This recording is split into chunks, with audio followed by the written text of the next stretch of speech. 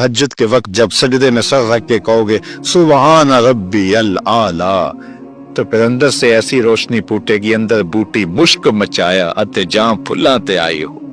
फिर कैफियत नसीब होंगी, फिर मन में चरागा होगा। आओ अपने आप को मालिक की चौखट पे ले जाओ, उसकी दहलीज पे ले जाओ। हमारे बुजुर्ग फरमाया करते थे सोने से कबल 5 उंगलियां भी गिन लिया करो, 5 नमाजें भी गिन लिया करो। और अगर तहज्जुद नसीब हो जाए, कितने खुश नसीब हैं वो लोग जो सहरी का उठना पा लेते हैं। एक रिवायत में आता जब सहरी के लम्हे होते हैं तो शौहर उठता है और अपनी बीवी को भी झंझोड़ता है, लेकिन नींद के गलबे की वजह से वो उठ नहीं पाती। खैर ये चला जाता है, वुजू करता है, वापस आते हुए चुल्लू में थोड़ा सा पानी लिए आता है और अपनी बीवी के ऊपर छिड़क देता, तो वो भी उठ जाती है और ये मुसल्ला बिछा के नमाज पढ़ने लग जाता है, अल्लाह के हुजूर सजदा रेज़ियां करता है। और वो भी जल्दी से वुजू करके उस मुसल्ले के साथ मुसल्ला बिछा के खातून भी नमाज पढ़ने लग जाती है। तहज्जुद के सजदे हैं, सहरी के लम्हे हैं, रात की तारीकियां हैं, कोई देखने वाला नहीं है। 2 मुसल्ले बिछे हैं, एक पे शोहर खड़ा है, एक मुसल्ले पे बीवी खड़ी है। रब की दहलीज का नौकर और उसकी चौखट की बादी दोनों सजदा रेज। हदीस में आता है जब ये सजदे कर रहे होते हैं अल्लाह देख के मुस्कुरा रहा होता है, अपनी शान के मुताबिक मुस्कुरा रहा होता है कि देखो मेरा बंदा और मेरी बंदी मेरे लिए सजदे कर रहे हैं। फिर कितनी रहमतें बरसती हैं, कितनी करम नवाजियां होती हैं। जरा अपनी सहरियों का आगाज सजदों से करो, फिर आपको किसी बाबे के पास नहीं जाना पड़ेगा कि जिन आ गया, भूत आ गया, हमारे घर में साया हो गया, बदरूहों का असर हो गया, किसी ने तावीज डाल दिए, जादू कर दिया, टूना कर दिया। तहज्जुद के सजदों से अपने मुसल्लों को आबाद तो करके देखो, तुम्हारे घर पे छम छम रहमतों का नज़ूल होगा, करब नवाजियां उतरेंगी तुम्हारे घर के अंदर, नवार बरसेंगे। आओ उसकी चौखट पे आओ, उसकी करम नवाजियों के रंग देखो कि वो कितने करम नवाजियां करता है। रिज़्क़ के दरवाजे भी खुलेंगे तुम्हारे लिए, रहमतों के दरवाजे भी खुलेंगे, सुकून और तमानियत के दरवाजे भी खुलेंगे, अंदर से रोशनी फूटेगी। तो कहा हर जान ये देखे उसने आने वाले कल के लिए आगे क्या भेजा है। फिर कहा वत्तकुल्लाह, और अल्लाह से डर जाओ। फिर दोबारा वही तलकीन ही। फिर इरशाद फरमा इन्नल्लाह खबीरुम बिमा तामलून, जो तुम करते हो तुम्हारा रब उससे बाखबर है, तुम उसकी निगाहों से पोशीदा नहीं हो। आज कहीं लिखा होता है ना खबरदार कैमरे की आंख देख रही है, तो लोग सीधे होकर बैठ जाते हैं। कैमरे की आंख देख रही है, कैमरे की तो लाइट भी बंद हो सकती है, उसका सिस्टम खराब भी हो सकता है, लेकिन जो रब के कैमरे लगे हैं वो सिस्टम कभी खराब नहीं होता। कैमरे की एक रेंज है, उससे आगे नहीं देख पाता, लेकिन मालिक की शान के अरो ज़बीबन नमलतिस सौदा, काली रात के अंधेरे में, काले पहाड़ों के सिलसिले में, गहरी गार के अंदर चींटियों के अमीक सुराख में जब चींटी चलती है तो उसके नन्हे महीन कदमों से सीना संग के ऊपर जो वहमी और गमानी लकीर बनती है, तुम्हारा रब उसको यूं देखता है जिस तरह दीवारें चीन को देखता है। उसकी नजरों से क्या हमारी खलवतें पोशीदा हैं, हमारे आमाल पोशीदा हैं, क्या उसकी नजरों से हमारे ख्याल पोशीदा हैं। दरवाजा मुकफ्फल करके अगर हम गुनाह करेंगे तो क्या मालिक से पोशीदा होंगे? लोगों से तो पोशीदा है, लेकिन मालिक से पोशीदा नहीं है। ये यकीदा जम जाए तो बंद कोठरी में भी जुर्म नहीं हो सकता। आप देखते नहीं हैं कि जब दरवाजे मुकफ्फल करके बुत के ऊपर भी मोटा खेस डाल के जुलेखा बोली है तलक यूसुफ अब तो आ जाओ, अब तो कोई नहीं देख रहा, तो जनाब यूसुफ ने कहा काला माज़ल्लाह, मैं अल्लाह की पनाह में आता हूं, तू अपने इस बेजान बुत और मुजस्मे से भी हया करती है और इसके ऊपर भी जो देख नहीं सकता पर्दा डाल लिया है, और मैं उससे हया न करूं जो 7वीं कोठरी में भी देखता है।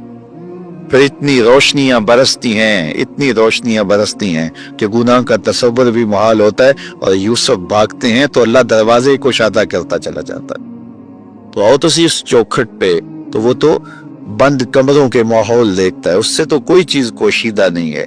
ये यकीन उतर जाए, रूह में जम जाए, तो फिर जिंदगी सबर जाती है। और मैं आपको एक और बात अर्ज करना चाहता हूँ कि बतौर सुन्नी आप तो ये भी अकीदा रखते हैं कि रसूल करीम की निगाहों से कुछ पोशीदा नहीं है, तो क्या ये अकीदा 3 घंटे के मुनाजरे के लिए रखा हुआ है कि अमल पे भी इसका कोई असर है? اگر عمل پہ کوئی اثر ہے تو پھر بند خلوت کدے میں بھی جرم کرتے شرم آئے کہ رسول اللہ کی نگاہوں سے تو کچھ پوشیدہ نہیں ہے، پھر ہماری خلوتیں جو ہے وہ پاک ہو جائیں، ہماری جلوتیں پاک ہو جائیں، ہم رسول اللہ کی نگاہوں سے بھی پوشیدہ نہیں رہ سکتے۔ ان کی نگاہیں دوربین بھی دیکھتی، ہمارے رب کی نگاہیں بھی دیکھتی، حضور اللہ کی عطا سے دیکھتے ہیں۔ تو جب یہ عقیدے جم جائیں گے، روح میں اتر جائیں گے، تو زندگی میں نظم پیدا ہو جائے گا۔ جہاں کوئی سیکورٹی نہیں پہنچتی، کوئی عقیدہ نہیں پہنچتا، کوئی جو ہے وہ کیمرہ نہیں پہنچتا، وہاں یہ عقیدہ پہنچتا ہے، ان اللہ خبیر بما تعملون، جو تم کرتے ہو تمہارا رب اس سے باخبر ہے۔ اللہ تعالیٰ جل شانہ نے اس شخص کی کہانی کو بیان کیا ہے جو قیامت کے دن جہنم کی طرف جا رہا ہوگا۔ کچھ لوگ اسے پوچھیں گے ما سلککم فی سقر، کہ تم جہنم میں کیوں جا رہے ہو؟ تو وہ جواب میں کہے گا لم نک من المصلین، کہ ہم نماز نہیں پڑھا کرتے تھے۔ آج جہنم میں جانے کا سبب نماز نہ پڑھنا ہے۔ پنجگانہ نماز ہر عاقل بالغ مرد اور عورت پر فرض کی گئی ہے، اور قرآن مجید میں مختلف صیغوں سے 700 سے زائد مرتبہ اس کی تاکید ارشاد فرمائی گئی۔ سینکڑوں احادیث نماز کی تاکید، فضائل، ادا کرنے کی ترغیب اور نہ پڑھنے پر ترہیب میں وارد ہیں۔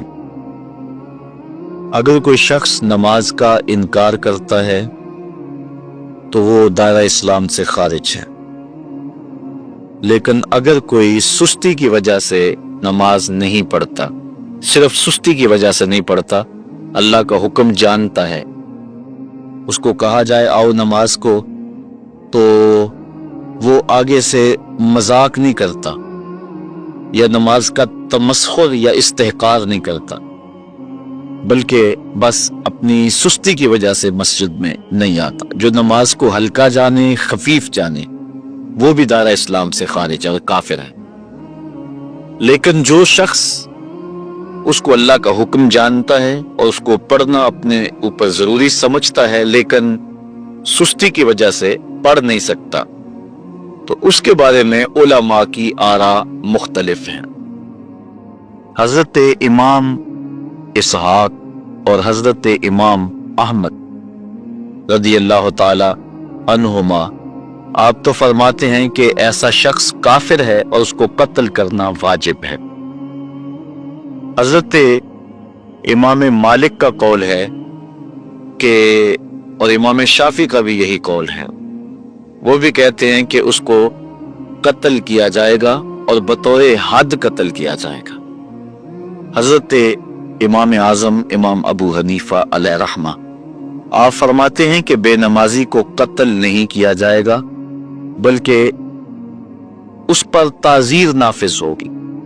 یہ حاکم وقت کی ثواب دید پر ہے کہ وہ اس پر کیا سزا دیتا ہے، اور فرمایا اس کو 7 قید کیا جائے گا اور توبہ کے لیے اس کو زور دیا جائے گا۔ اگر وہ توبہ کر لے تو اس کو قید سے باہر نکال لیا جائے گا، ورنہ اس کو قید رکھا جائے گا۔ صحابہ کہتے ہیں کہ ہم کسی عمل کے تارک کو کافر نہیں سمجھتے تھے سوائے نماز کے تارک کے، اور آقا کریم علیہ السلام کا ایک فرمان ہے من ترک الصلاۃ متعمدا فقد کفر جہارا، جس نے جان بوجھ کے نماز چھوڑی اس نے اعلانیہ کفر کیا۔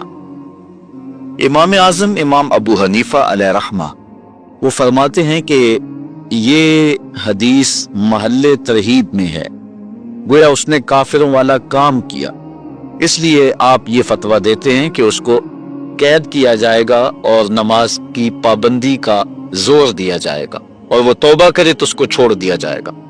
لیکن باقی ائمہ بعض کہتے ہیں اس کو حداً قتل کیا جائے، اور امام اسحاق اور امام احمد کہتے ہیں اس کو قتل کرنا واجب ہے۔ تو بے نمازی جو اللہ کے حکم کی پابندی سستی کی وجہ سے نہیں کرتا، یہ اس کے لیے حکم ہے۔ جو شخص تحقیر کرتا ہے نماز کی ہلکا جانتا ہے، تمسخر اڑاتا ہے یا اس کا انکار کرتا ہے، تو اس کے بارے میں علماء کے اندر کوئی اختلاف نہیں ہے۔ وہ ائمہ اربعہ کے نزدیک کافر ہے، دارہ اسلام سے خارج ہے، مرتد ہے۔ لیکن سستی کی وجہ سے نماز نہ پڑھنے والا، اس کے بارے میں علماء کا یہ موقف ہے۔ حضرت غوث اعظم الشیخ سید عبد القادر جیلانی علیہ رحمہ آپ فرماتے ہیں کہ بے نمازی کو مسلمانوں کے قبرستان میں دفن نہ کر۔ حضرت سلطان باہو علیہ رحمہ آپ کا قول ہے کہ بے نمازی سے خنزیر بھی پناہ مانگتا ہے۔ حضرت شیخ سعدی شیرازی فرماتے ہیں بے نمازی کو قرض نہ دو، جو اللہ کا قرضہ ادا نہیں کرتا تمہارا قرض کیسے لٹائے گا۔ اب آئیے ہم حضور علیہ السلام کے فرامین دیکھتے ہیں اس حوالے سے۔ حضرت جابر بن عبداللہ انصاری رضی اللہ تعالی عنہ سے مروی ایک روایت جس کو امام ابو داؤد نے روایت کیا، امام نسائی نے روایت کیا، دیگر محدثین نے روایت کیا۔ آقا کریم نے ارشاد فرمایا بین الرجل و بین الکفر ترک الصلاۃ، آدمی اور کفر کے درمیان ترک صلاۃ ہے، یعنی بندہ مومن اور بندہ کافر کے درمیان ترک صلاۃ ہے۔ جو نماز پڑھتا ہے وہ مومن ہے، اور جو نماز نہیں پڑھتا تو وہ کافروں والا کام کرتا ہے، یا دیگر ائمہ کے نزدیک وہ کافر ہے۔ یہ ترہیباً نہیں بلکہ یہ حکم ہے۔ اور حضرت نبی رحمت صلی اللہ علیہ وسلم کا ایک دوسرا فرمان ان الفاظ کے ساتھ ہے بین الرجل و بین الشرک والکفر ترک الصلاۃ، شرک و کفر اور بندہ مومن کے درمیان نماز ترک کرنا ہے۔ حضرت امام ابن ماجہ نے ان الفاظ کے ساتھ روایت کو نقل کیا ہے بین الکفر والایمان ترک الصلاۃ، ایمان اور کفر کے درمیان نماز کا ترک کرنا ہے۔ اور آقا کریم علیہ السلام کا وہ فرمان جو حضرت انس سے مروی ہے، جس کو طبرانی نے اپنی موجم میں لکھا، بھی آپ کے سامنے میں نے رکھا، کہ حضور نے فرمایا من ترک الصلاۃ متعمدا فقد کفر جہارا، جس نے جان بوجھ کے نماز چھوڑی اس نے اعلانیہ کفر کیا۔ حضرت ابو ہریرہ رضی اللہ تعالی عنہ سے ایک روایت ہے کہ وہ فرماتے ہیں لا سہم فی الاسلام لمن لا صلاۃ ولا صلاۃ لمن لا وضوء لہ، کہ اس شخص کا اسلام میں کوئی حصہ نہیں ہے جو نماز نہیں پڑھتا، اور اس شخص کا نماز میں کوئی حصہ نہیں ہے جو وضو نہیں کرتا۔ وضو کے بغیر نماز نہیں ہوتی، اور نماز کے بغیر اسلام نہیں ہوتا۔ اور اسی روایت کو بالفاظ دیگر حضرت عبداللہ ابن عمر رضی اللہ تعالی عنہ نے حضور سے یوں روایت کیا ہے، طبرانی نے اپنی موجم میں اس کو لکھا لا ایمان لمن لا امانتہ ولا صلاۃ لمن لا طہور لہ ولا دین لمن لا صلاۃ لہ۔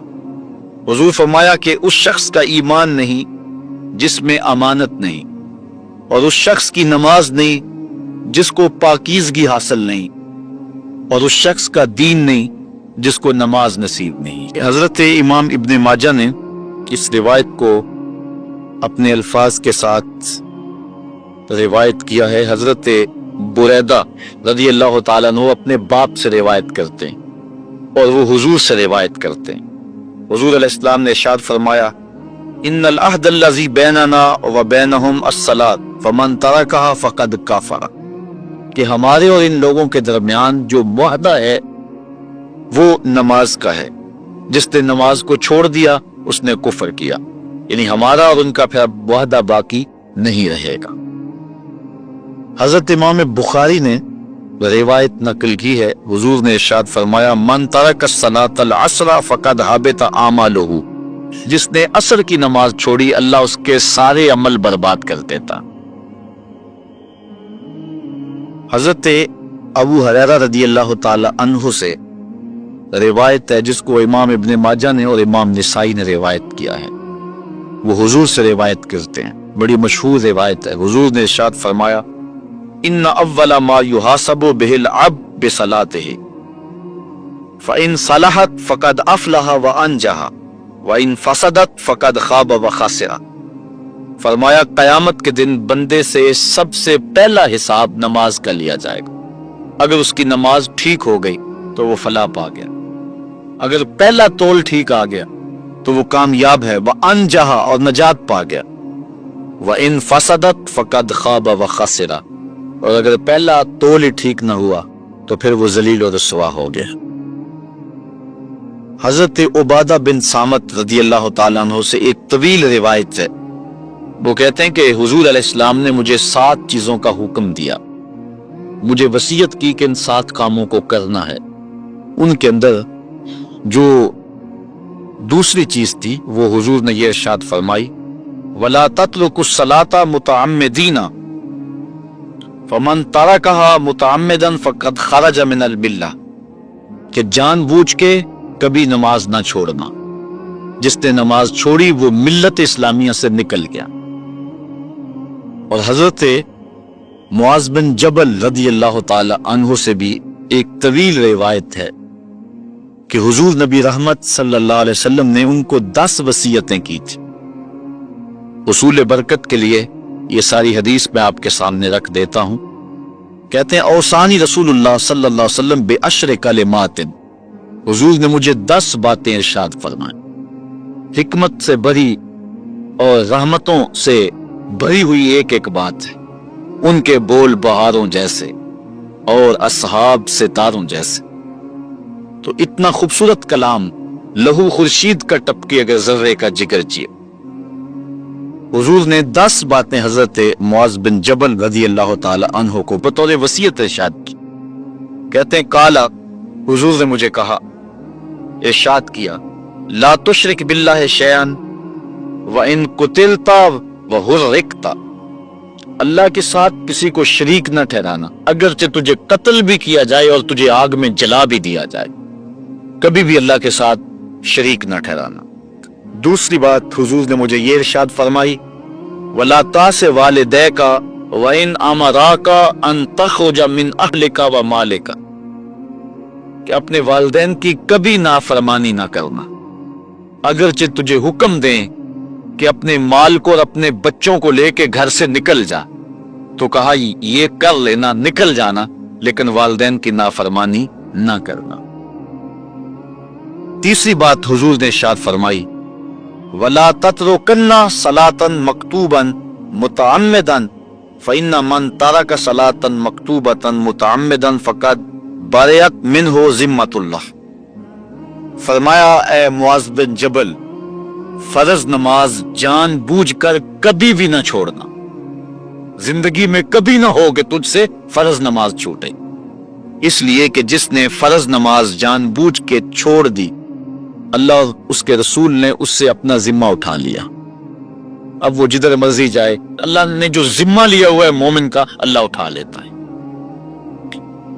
چوتھی چیز حضور نے جو ارشاد فرمائی، وَلَا تَشْرِبَنَّ خَمْرًا فَإِنَّهُ رَأْسُ كُلِّ فَاحِشَةٍ، اے معاذ بن جبل، زندگی میں کبھی بھی شراب نہ پینا، ہر بے حیائی کی جڑ ہے اور بنیاد ہے شراب۔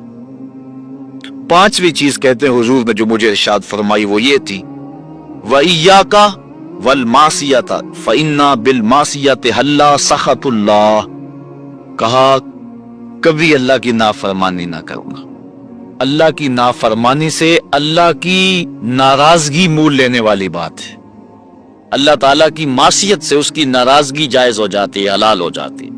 اور چھٹی چیز کہتے ہیں حضور نے یوں ارشاد فرمائی، وَإِيَّاكَ وَالْفِرَارَ مِنَ الزَّحْفِ وَإِنْ هَلَكَ النَّاسِ، کہا جب محاذ پہ ڈٹا ہونا تو کبھی پیٹھ نہ پھیرنا، اگرچہ لاشیں جو ہیں وہ گر رہی ہوں اور لوگ ہلاک ہو رہے ہوں، سارے لشکر کے ہلاک ہو جانے کا ڈر بھی ہو، لیکن کہا معاذ بن جبل میں تمہیں وصیت کرتا ہوں کبھی پیٹ پھیر کے بھاگنا نہیں ہے۔ حضور نے کہتے ہیں مجھے جو 7ویں چیز ارشاد فرمائی وہ یہ تھی، وَإِنْ أَصَابَ النَّاسَ مَوْتٌ فَاثْبُتْ، اگر تو کسی ایسے علاقے میں رہتا ہو جہاں موت آ جائے، کوئی بیماری آ جائے موت والی، تو علاقہ چھوڑ کے بھاگنا نہ، وہیں رہنا، تیری قسمت میں زندگی ہوئی تجھے کوئی موت دے نہیں سکتا۔ اور اگر موت تیرے لیے لکھی گئی ہے تو جہاں مرضی چلا جائے تو موت سے بچ نہیں سکتا، اس لیے ایسے مقام سے بھاگ کر نہ جانا، وہیں ڈٹے رہنا اور وہیں رکے رہنا۔ آٹھویں چیز کہتے ہیں حضور نے مجھے ارشاد فرمائی، وَأَنفِقْ عَلَىٰ أَهْلِكَ مِن طَوْلِكَ، کہا اللہ نے تجھے جو وسعت دی ہے، تجھے جو مال دیا ہے، اس کو اپنی اولاد پر کھل کے خرچ کرنا، اپنی اولاد سے بخل نہ کرنا، اولاد کے معاملے کے اندر جہاں ان کی ضرورت ہو اس کو کھل کے پورا کرنا ہے۔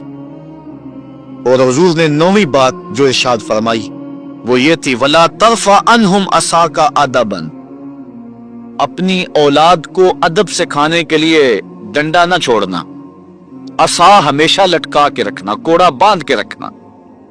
اور 10ویں چیز کہتے ہیں حضور نے جو مجھے ارشاد فرمائی، وَأَخْفِهِمْ فِي اللَّهِ، اپنی اولاد کے دل میں اللہ کا خوف ڈالتے رہنا، اللہ کا ڈر پیدا کرنا اپنی اولاد کے اندر۔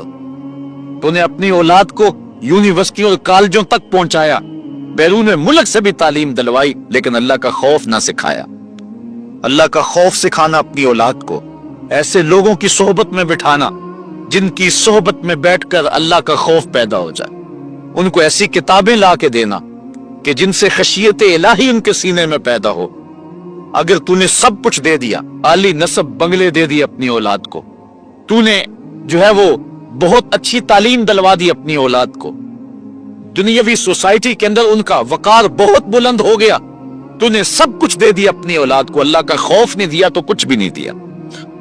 تو حضور نے جو 10ویں وصیت حضرت معاذ بن جبل کو کی وہ یہ ہے کہ انہیں اللہ سے ڈراتے رہنا، اللہ تعالیٰ کا خوف، ان کی خشیت ان کے سینے میں پیدا کرنا۔ اللہ اکبر۔ حضور کا ایک اور فرمان سنیے، حضور نے فرمایا کہ جو شخص نماز چھوڑتا ہے، ایک طویل حدیث ہے جس کا یہ حصہ ہے، وَكَانَ يَوْمَ الْقِيَامَةِ مَا قَارُونَ وَفِرْعَوْنَ وَحَامَانَ وَأُبَيِّ بْنِ خَلَف، جو نماز ترک کرتا ہے قیامت کے دن قارون کے ساتھ، فرعون کے ساتھ، حامان کے ساتھ اور ابی ابن خلف کے ساتھ کھڑا کر دیا جائے گا۔ جس صف میں اللہ کے دشمن کھڑے ہوئے ہوں گے، بے نوازی کو بھی اس صف میں کھڑا کر دیا جائے گا۔ کتنی رسوائی، کتنی ذلت ہے۔ کوئی بندہ یہ گوارا کرتا ہے کہ مجھے اس صف میں کھڑا کر دیا جائے جس میں دشمنان خدا کھڑے، دشمنان رسول کھڑے ہو، میری کوئی بہن، میری کوئی بیٹی کیا یہ گوارا کر سکتی ہے کہ اس کو حضور پہ کانٹے پھینکنے والی ام جبیل کے ساتھ کھڑا کر دیا جائے، اس کو حضور کو اذیت دینے والی عورتوں کے ساتھ کھڑا کر دیا جائے؟ نہ میری کوئی بہن اور نہ کوئی میری ماں اس بات کو گوارا کرتی۔ تو جب ہم یہ گوارا نہیں کرتے تو پھر ہمیں عزم کرنا چاہیے کہ آج کے بعد نماز نہیں چھوڑنی ہے۔ تو آئیے میں اور آپ اپنی زندگی کو ایک نظم میں لائیں۔ جو اللہ نے ہمیں مہلت دی، وقت دیا، آج ہمیں اللہ نے مہلت دی ہے، ہمارے پاس ابھی زندگی ہے، سانسیں چل رہی ہیں، توبہ کا دروازہ بھی بند نہیں ہوا، اس کے چوکھٹ اس کے حضور آئیں گے، توبہ کریں گے، وہ سارے گناہ معاف کر دے گا۔ آئیے اپنی زندگی کو اس کی دہلیز پہ لے آئیں۔ بہت وقت ہم گزار چکے، لیکن جو وقت باقی ہے اس کو مالک کے لیے گزاریں، ایک ایک سانس اس کے نام کر دیں، اس کے محبوب کی اطاعت کو، فرما برداری کو شعار زندگی بنا لیں۔